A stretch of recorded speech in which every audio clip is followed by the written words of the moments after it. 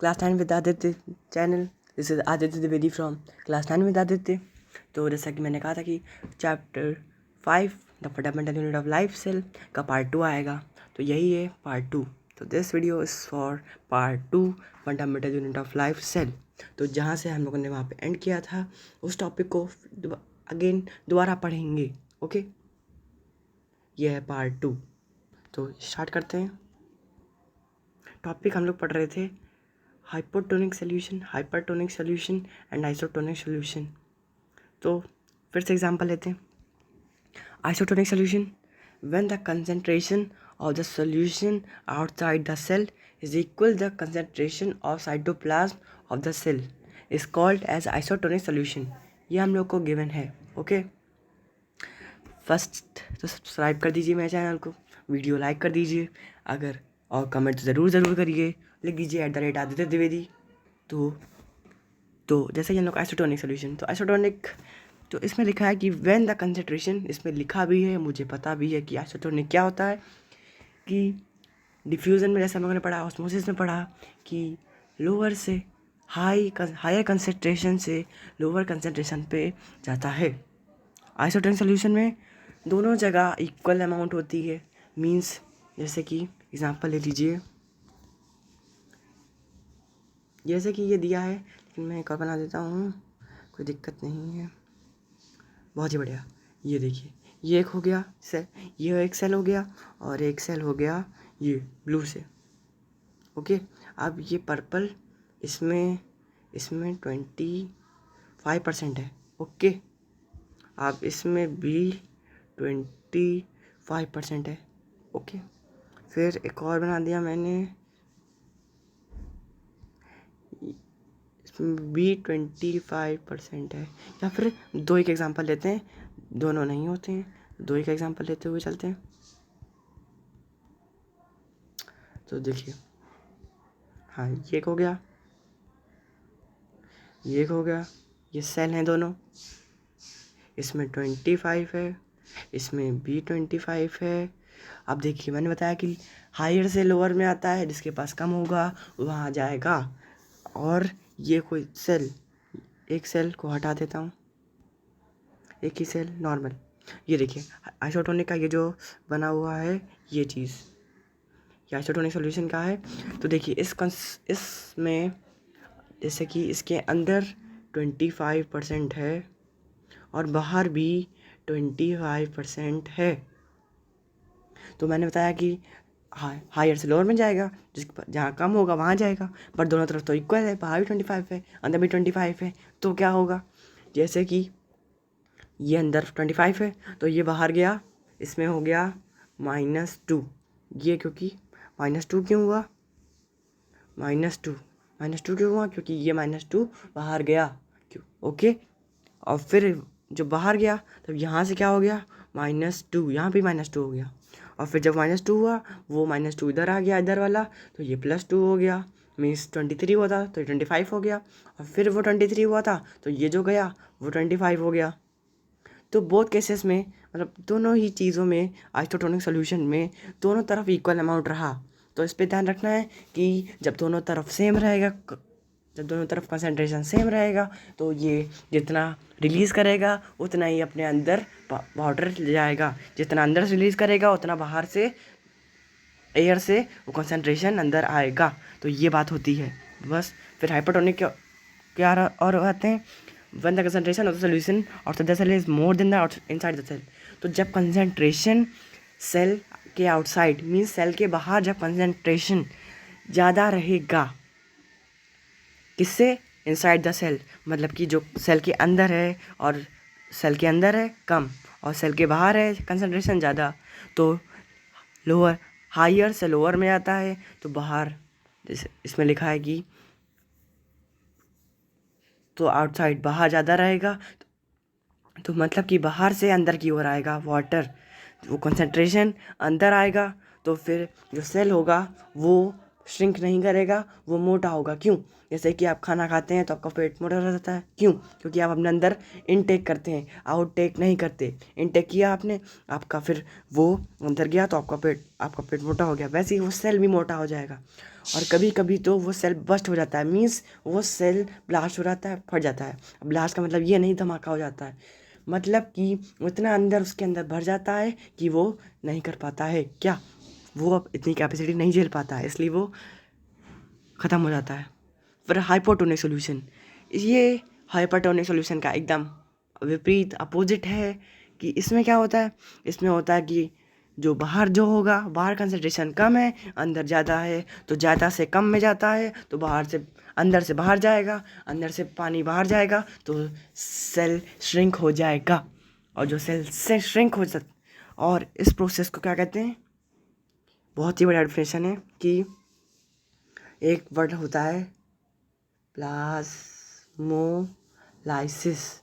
ये जो वर्ड होता है, ये प्रोसेस होता है क्या? कौन सा? लाइसिस। ओके, ये प्रोसेस होता है प्लाज्मोलाइसिस।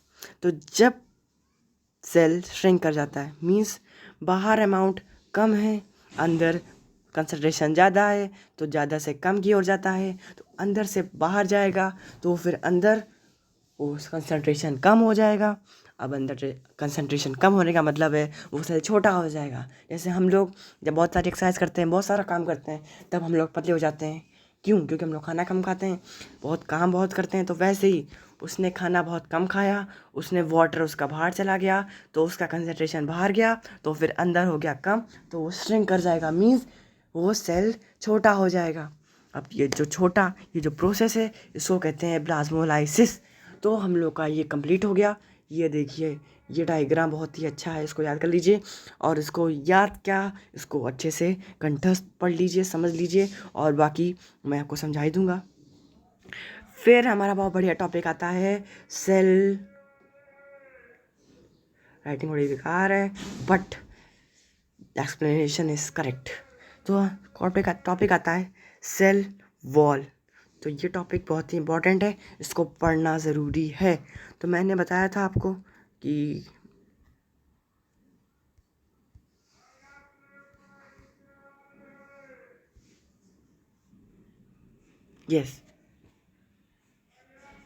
मैंने बताया था कि जो सेल वॉल होता है वो प्रेजेंट नहीं होता है। कहाँ गया? सेल वॉल सिर्फ प्लांट्स में होता है, एनिमल्स में नहीं होता है। मैं ये आपको बता चुका हूँ। तो उसी को लेते हुए चलते हैं। सेल वॉल प्लांट्स में नहीं, प्लांट्स में ही होता है, एनिमल्स में नहीं होता। ये ध्यान रखते हुए पढ़ते हैं हम लोग सेल वॉल। सेल वॉल क्या होता है? For sale wall definition, it's the outward most covering of the plant cells. तो ये सेल वॉल क्या होता है? इसको हिंदी में मैं प्रोनाउंशिएट करता हूँ ना, हिंदी में आपको एक्सप्लेन करता हूँ कि व्हाट इज सेल वॉल। ये एक बाहरी कवरिंग मीन्स बाउंड्री है प्लांट सेल्स। जो प्लांट के सेल्स होते हैं, प्लांट के हर सेल्स, प्लांट के जो भी सेल्स होते हैं, जैसे कि क्लोरोप्लास्ट हो गया, प्लास्टिड्स हो गए, ये सब जो सेल्स हैं, वो सेल की जो कवरिंग होती है उसे सेल वॉल कहते हैं। जैसे कि आपने देखा होगा, आपका घर होता है तो आप उसको कवरिंग देते हैं। क्यों? क्योंकि उसकी आप कवरिंग देते हैं। क्यों? ताकि वो घर अच्छा रहे। उसको हम लोग कहते हैं वॉल। आपके रूम में वॉल होती है, तो वॉल ये तो होता नहीं है कि बीच से ही काट दिया रूम, बीच से वॉल हो गई, मीन्स रूम बनाया, सामने ही वॉल हो गई। नो, ये बाउंड्री पे वॉल होती है, ये आपको पता ही होगा। ऊपर वॉल होती है, लेफ्ट राइट, आगे पीछे, फ्रंट बिहाइंड, ये यहाँ वॉल होती है, तो ये तो पता ही है। फिर it is absent in animal cells.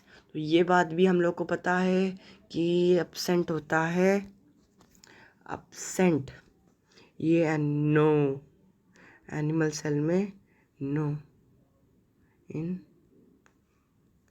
Animal, yes. तो ये एनिमल बोलिए, एनिमल सेल, इसमें प्रेजेंट नहीं होता है, एब्सेंट होता है। तो आगे बढ़ते हैं। Cell is rigid, strong, thick, porous and non living structure. तो ये हुई इसकी कैरेक्टरिस्टिक्स। तो ये कैरेक्टरिस्टिक्स नहीं हुई it is the outer most covering of the plant cells, ये इसकी डिफिनेशन हुई। तो उसकी कैरेक्टरिस्टिक्स क्या होती है कि कैसा लगता है इसका स्ट्रक्चरल फेज, इसकी इसका कलर, इसका स्ट्रक्चरल फेस, ये सब होता है characteristics. Cell wall are rigid is rigid, strong strong means पता ही है, मजबूत, थिक मोटा, पोरस और नॉन लिविंग स्ट्रक्चर होता है। It is a made up of cellulose. तो पहले ही हम लोग बात कर चुके हैं, सेल्यूलोस से बना रहता है। और हेमी सेल्यूलोस, हेमी सेल्यूलोस क्या होता है? सेल्यूलोस जब मैंने बताया था ग्रास से पाया जाता है। और ये हेमी सेल्यूलोस क्या होता है? हेमी सेल्यूलोस, ये वर्ड बहुत ज़रूरी है, क्वेश्चन में सेल्यूलोस ही आएगा, हेमी सेल्यूलोस नहीं आएगा। If you trying for MCQ term 1, सो एक एक लाइन पढ़नी है, एक भी पॉइंट छूटा तो पूरा पेपर हमारे यहाँ से छूटा। Cell wall of two adjacent cells are joined by layer called middle lamellae. तो ये बात याद रखनी है, 3 सेल वॉल हो गए, बीच में एक लेयर होती है, उसको कहते हैं मिडिल लैमेली। ओके, ये प्रोनाउंसिएशन है। तो आगे दिए हम लोग को फंक्शंस ऑफ सेल वॉल। ये हुए फंक्शन किसके? सेल वॉल के। तो हुए function of cell wall, it provide definite shape of the cell. तो ये प्रोवाइड करता है डिफिनेट शेप, सेल को डिफिनेट शेप देता है, एक शेप देता है। It provide strength to the cell, ये सेल को मजबूती देती है। क्या? Cell wall. It is permeable and allows entry of molecules of different sizes.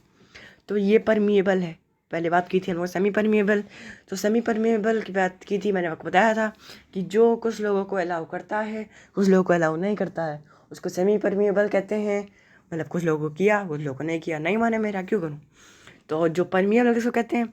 जो सबको अलाउ कर देता है, चाहे जो आ जाए मैं सबको अलाउ करूँगा, तुम आ जाओ, तुम आ जाओ, तुम आ जाओ, सबको, कोई भी भेदभाव नहीं, इक्वालिटी, सबको बुलाऊंगा।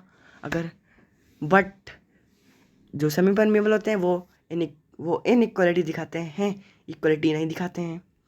फिर it has the characteristics of repair and regeneration, means cell wall के पास कैरेक्टरिस्टिक्स है टू रिपेयर कर सके सेल को, और रीजनरेट मीन्स फिर से बना सके। तो बहुत ही बढ़िया। फिर न्यूक्लियस पे आते हैं। न्यूक्लियस, ये न्यूक्लियस का डायग्राम दिया है, बहुत बढ़िया डायग्राम दिया है। Nucleus, euchromatin, ribosomes. अभी तो बहुत बढ़िया बात करेंगे राइबोसोम्स की, राइबोसोम्स के बारे में, एंडोप्लाज्मिक रेटिकुलम के बारे में, न्यूक्लियोलस के बारे में, न्यूक्लियर पोर के बारे में, पेरीन्यूक्लियर स्पेस के बारे में, हेट्रोक्रोमेटिन के बारे में, पेरीन्यूक्लियर क्रोमेटिन के बारे में, इंटरन्यूक्लियर क्रोमेटिन के बारे में, न्यूक्लियर एनवेलप के बारे में, नर्व मेम्ब्रेन के बारे में, आउटर मेम्ब्रेन के बारे में। हाँ, अब आगे बढ़ते हैं। Nucleus is the most important cell organelle which directs and control all its cellular activities. तो बहुत ही बढ़िया बात बता दूं कि ये जो है पॉइंट बीच बीच में लिखे हैं, एक ये पॉइंट लिखा है, ओके, ये पॉइंट्स बहुत ज़रूरी हैं। और एक लिखा था, ऐसा नहीं है कि बाकी चीज़ें ज़रूरी नहीं है, बाकी चीज़ें भी ज़रूरी हैं, बट इससे बहुत क्वेश्चन बनते हैं। और फिर एक ये पॉइंट है, ये भी बहुत ज़रूरी है। ये बहुत सारे पॉइंट्स हैं, ये 1 हो गया, 2 हो गया, ये 3 हो गया, बहुत ही ज़रूरी पॉइंट्स हैं। तो जब पढ़ रहे थे, स्लाइड थी हमारी, स्लाइड यस 8 पे आके थे, बहुत ही बढ़िया। फंक्शन और सेल वॉल पढ़ चुके थे। अब आगे न्यूक्लियस, यूकैरियोट, इन सब के बारे में पढ़ेंगे। क्रोमेटिन मटेरियल क्या होता है, न्यूक्लियस क्या होता है। तो nucleus is the most important cell organelle which directs and controls all its cellular activities. अब आप पूछेंगे न्यूक्लियर क्या होता है, न्यूक्लियस क्या होता है? Nucleus is found in cell. जैसे कि सेल का डायग्राम बनाओ, किसी कोई भी बनाओ, या फिर देखिए टिश्यू के चैप्टर में स्ट्रेटेड मसल्स या फाइब्रस मसल, जितने भी मसल्स की डायग्राम बनाओ। या चलिए सेल ले लेते हैं, ये सेल है, थोड़ा रेड कर देते हैं, लगाएंगे ब्लू सेल कहाँ होता है, यस, ये एक सेल है, ओके, ज़्यादा बड़ा हो गया लेकिन सेल है ये। फिर ये उस हमने देखा, ये होता है, ये होता है, ये होता है, ये होता है, ये क्या हुआ? फिर ब्लू, ये होता है कुछ ऐसे ऐसे ऐसे ऐसे ऐसे ऐसे, ये क्या होता है? ये होता है बहुत ही बढ़िया चीज़, जो कि है ये जो ब्लू है, लाइट ब्लू जो है वो है न्यूक्लियस। हर सेल के डायग्राम में आपको न्यूक्लियस मिलेगा, आप देख सकते हैं किसी भी सेल के डायग्राम में आपको वो न्यूक्लियस मिल जाएगा। और फिर ये पर्पल क्या है? पर्पल कलर से है ये chromatin material, a thread like structure mades of a thread-like structure made of protein, carbohydrates, fats, is called chromatin material. Okay, तो थ्रेड लाइक स्ट्रक्चर क्या होता है? क्रोमेटिन होता है, क्रोमोसोम से बना है। तो क्रोमोसोम किससे बनता है? क्रोमेटिन मटेरियल से। तो क्रोमेटिन मटेरियल क्या हुए? Chromatin material thread like structure होते हैं, आप उसको पहचान सकते हैं। जैसे कि आपको दिखा दूँ कि ये जो है ये रेड को छोड़ के ये जो रेड हुआ ये न्यूक्लियस हुआ, और बाकी वो जो न्यूक्लियोलस हुआ, न्यूक्लियोलस एक ही बात होती है। और ये देखिए ये जो है थ्रेड लाइक स्ट्रक्चर, ये आपके हुए हैं क्रोमेटिन मटेरियल। ओके, फिर आते हैं it is called as head quarter of the cell. सबसे मेन पॉइंट आज तक का, सबसे मेन पॉइंट सेल चैप्टर का, ये सब चीज़ें ज़रूर आ सकती हैं। Who is called head quarter of the cell, question आएगा। अरे वो अटक गया। Yes, who is called the head quarter of the cell, ये क्वेश्चन आ सकता है। तो इसका आंसर बहुत ही बढ़िया है, बहुत ही आसान है। Nucleus is called as the head quarter of the cell. Nucleus spelling NUCL, ये ई बन गया लेकिन है सी, NUCLEUS पूरे बार में आता नहीं है। ओके, तो इसको न्यूक्लियस होता है head quarter of the cell. It was discovered by Robert Brown in 1831। तो रॉबर्ट ब्राउन ने डिस्कवर किया है न्यूक्लियस। अब एक क्वेश्चन आता है, हु डिस्कवर्ड द सेल। मैंने आपको इसका आंसर बताया था, कमेंट में इसका आंसर दीजिए, who discovered the cell. Okay, last में इस क्वेश्चन की बात करूँगा ज़रूर, तो फिर इस पे हम लोग ज़रूर चर्चा करेंगे। Who discovered the nucleus and who discovered the cell. तो ये क्वेश्चन बहुत ही घुमावदार हैं।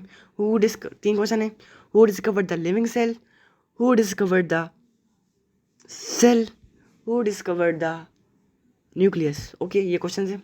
फिर in eukaryotes a well defined nucleus is present while in prokaryotes a well defined nucleus is absent. ये भी बहुत बड़ा पॉइंट्स है। यूकैरियोटिक सेल की बात की थी हम लोगों ने, उसमें वेल डिफाइंड न्यूक्लियस प्रेजेंट होता है, बट जो प्रोकैरियोटिक सेल होता है उसमें न्यूक्लियस एब्सेंट होता है। मीन्स फुली डेवलप्ड न्यूक्लियस उसमें नहीं होगा। जैसे कि उसमें आधा आधा होगा, मीन्स थोड़ा थोड़ा बहुत कम होगा, बट वेल डिफाइंड नहीं होगा। Okay, prokaryotes contain a primitive nucleus. जो प्रोकैरियोट्स होते हैं, प्रोकैरियोटिक्स और प्रोकैरियोट्स की बात होती है। Prokaryotes contain a primitive nucleus, means prokaryotic cells के पास प्रिमिटिव पुराने न्यूक्लियस होते हैं, मीन्स बहुत पुराने होते हैं। Let's continue with nuclear membrane has pores with regulate. तो ये जो न्यूक्लियर मेम्ब्रेन है उसके पोर्स होते हैं जो कि रेगुलेट करते हैं मटेरियल्स अंदर और बाहर, ये सब का प्रोसेस चलता रहे। फिर न्यूक्लियर मेम्ब्रेन की जो न्यूक्लियस है उसकी आउटर कवरिंग क्या कहते हैं? उसको न्यूक्लियर मेम्ब्रेन। बहुत ही आसान है, न्यूक्लियर आसान है, एक तरीके के नाम है। फिर chromosome chromatin material consist of DNA। तो क्रोमोसोम क्रोमेटिन मटेरियल में क्या होता है? DNA होता है, हेरिडिटी कैरेक्टर्स होते हैं, अपने अंदर रखते हैं। जैसे जीन्स पढ़ेंगे टिश्यू में, तो जीन्स उसी से आते हैं। फिर फंक्शन ऑफ न्यूक्लियस का फंक्शन मैंने बताया था। हर चीज़ का फंक्शन याद रखना चाहिए, हर चीज़ का स्ट्रक्चर याद रखना चाहिए, और किसने बनाया, किसने रिसर्च की, कब रिसर्च की, क्या ईयर है, ये सब याद रखना चाहिए। बस यही सब करेंगे तो फिर 40 आउट ऑफ 40 पक्के हैं। फिर function of nucleus, it controls of the metabolic activities. तो ये सब मेटाबॉलिक एक्टिविटीज़ कंट्रोल करता है। It helps in transmission of hereditary characters. तो ये एक से दूसरी जगह जाने में मदद करता है, किसके? हेरिडिटरी कैरेक्टर्स की। फिर बाकी तो हो गया।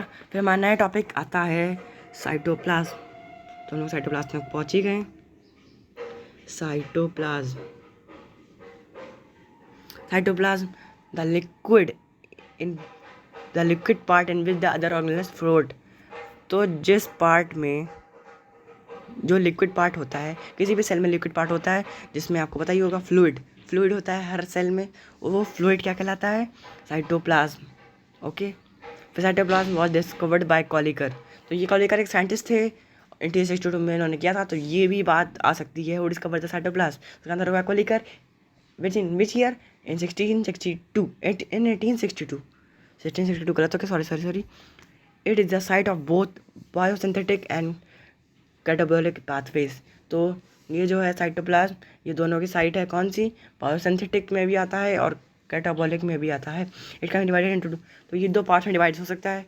पहला cytosol, aqueous soluble part, contains various fibrous protein forming cytoskeleton. तो क्राइटोस्केलेटन क्या हुआ, क्राइटोस्केलेटन हुआ एक स्ट्रक्चर जो फाउंड करता है, एक ढांचा, एक स्ट्रक्चर साइटोसोल फाउंड करता है। एक्विलस मीन्स पानी से रिलेटेड फ्लोटिंग, साइटोप्लाज्म बताया मैंने फ्लूइड, तो जो फ्लूइड का स्ट्रक्चर बनाता है उसको साइटोसोल कहते हैं। सेल ऑर्गेनल्स क्या होते हैं, living part of the cell having different shapes, living part of the cell, cell के लिविंग पार्ट जो कि एक डिफरेंट शेप देते हैं उसको कहते हैं सेल ऑर्गेनल्स। एक में आता था एंडोप्लाज्मिक रेटिकुलम, तो it is the network of membranes present in the cytoplasm. Endoplasmic reticulum क्या हुआ, ये नेटवर्क हुआ मेम्ब्रेन का जो कि प्रेजेंट होता है साइटोप्लाज्म में। एंडोप्लाज्म, तो ये साइटोप्लाज्म अगर आपको पता होगा तभी आपको एंडोप्लाज्मिक रेटिकुलम के बारे में पता चलेगा, वरना आपको साइटोप्लाज्म क्लियर नहीं है, आपको नहीं पता कि ये क्या होता है, नो, ये आपको बिल्कुल नहीं पता है, कुछ नहीं पता, तो आप ये नहीं पढ़ सकते हैं बट समझ में नहीं आएगा, क्या फ़ायदा। तो फिर it was discovered bye porter, Claude and Fulham. तो 3 लोगों ने किया था endoplasmic reticulum, porter, Claude and Fulham. आप सोचेंगे ये क्या किया 3 लोगों ने, क्यों, क्या ज़रूरत थी करने की, ऐसे नहीं रह सकते थे। तो ये सब तो हो गई मजाक की बातें। आगे, these are present in all cells except prokaryotes and mammalian erythrocytes, ये नाम ज़रूरी है। तो ये जो एंडोप्लाज्मिक रेटिकुलम होता है ये प्रेजेंट होता है किसमें, प्रोकैरियोट्स और मैमलियन एरिथाइरोसाइटिस। इसको मैं भी प्रोनाउंशिएट नहीं कर पा रहा हूँ बट धीरे धीरे प्रोनाउंशिएट मैं कर पा रहा हूँ, एरिथ्रोसाइटिस, बस साफ बात हो गया। फिर ये डायग्राम हो गया, ये भी ज़रूरी है, ज़रूरी तो सब है बट मेन चीज़ है मैं बाहर कर देता हूँ। स्मूथ ईआर मैंने बताया था उसके 2 टाइप्स होते हैं एंडोप्लाज्मिक रेटिकुलम के, स्मूथ एंडोप्लाज्मिक रेटिकुलम और रफ एंडोप्लाज्मिक रेटिकुलम। तो इन लोगों के बीच में कोई डिफरेंस है वो देख लेते हैं। स्मूथ एंडोप्लाज्मिक रेटिकुलम में मेड ऑफ ट्यूबल्स मेनली, तो ट्यूबल से बनी रहती है मीन्स पाइप से बनी रहती है, और रफ एंडोप्लाज्मिक रेटिकुलम में made of sacs and vesicles, तो वेसिकल से बनी रहती है। Help in steroids, lipids and polysaccharide synthesis, तो ये पॉलीसाकाराइड एक चीज़ होती है, उसको सिंथेसिस में मदद करती है स्मूथ एंडोप्लाज्मिक रेटिकुलम। फिर राइबोसोम्स, हाँ राइबोसोम्स सबसे बड़ी बात, जो रफ एंडोप्लाज्मिक रेटिकुलम है उसमें मैंने बताया था राइबोसोम्स का बहुत ही बड़ा रोल है एंडोप्लाज्मिक रेटिकुलम में, और रफ एंडोप्लाज्मिक रेटिकुलम में तो एकदम रोल ही है उसका। राइबोसोम्स की वजह से वो रफ होता है, क्या, rough endoplasmic reticulum, but smooth endoplasmic reticulum में राइबोसोम्स नहीं होते इसलिए वो रफ नहीं होता। फिर बायोजेनेसिस में हेल्प करती है, मतलब कि जीन्स बताया था, जीन्स को ट्रांसपोर्टेशन में हेल्प करती है स्मूथ एंडोप्लाज्मिक रेटिकुलम। आगे बढ़ते हैं। Function of year, it is the only organelle which can move within a cell, so it serves as a channel for the transport materials between cytoplasm and nucleus। तो ये cell, ये एक only cell organism है, ये एक only cell organelle है जो कि सर्व करता है एक चैनल, जो कि ट्रांसपोर्ट करता है मटेरियल्स किसके बीच में, साइटोप्लाज्म और न्यूक्लियस के बीच में एक ऐसा चैनल है।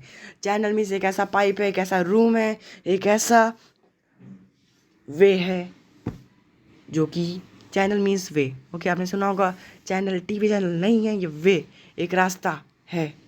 रूट प्रोवाइड करता है, रूट जड़ नहीं, रूट्स एरिया, ये पता होगा, स्क्वायर रूट नहीं, रूट मीन्स एरिया से रिलेटेड है root. It also function as a cytoplasmic framework, तो ये फंक्शन करता है साइटोप्लाज्मिक फ्रेमवर्क में, उसका शेप देने के लिए मदद करता है, क्या, एंडोप्लाज्मिक रेटिकुलम ये मदद करता है।